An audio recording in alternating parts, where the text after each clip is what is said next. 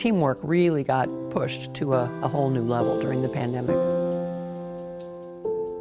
And I want to recognize the personal sacrifices that this means for many of you, knowing that your exposures to COVID-19 at work mean added stress in your personal lives. But I don't think there was much really awareness of how complicated the response was. You know, what had to be happening in the laboratory and with the epidemiologists and with the communicators. I've never known anyone else quite like her. She is the essence of a servant leader. She dealt with people with disparities, people who were maybe left behind. She served as health commissioner under 3 different governors and led us through a pandemic of a century. The pace never let up, and that was really difficult.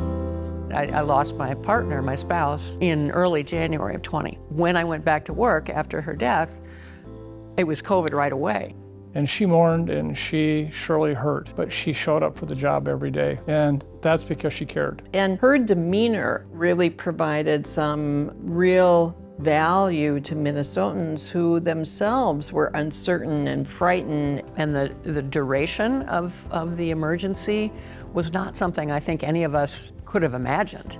And then I lost my mother later that year. Thank God for my sister, who has been my rock, and my wonderful friends.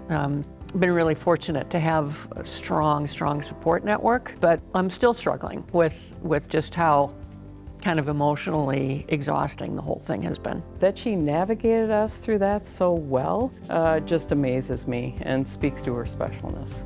But she really reassured the public in a way that not many did at that time.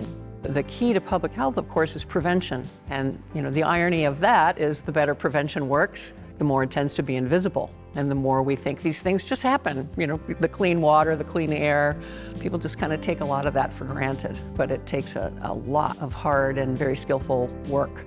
Everything she's touched, she's made the people and the organizations and the whole state and beyond better. I think she creates room for others to be on that journey with her. And I want you to know we're going to get through this together. Despite all the controversial issues she's had to wrestle with, she's genuinely loved.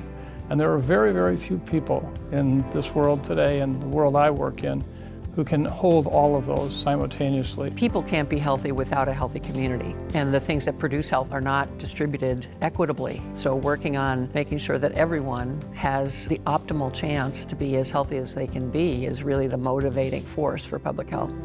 It takes good public policy, the civic mindedness, all of the things that certainly Hubert H. Humphrey stood for and that the school stands for.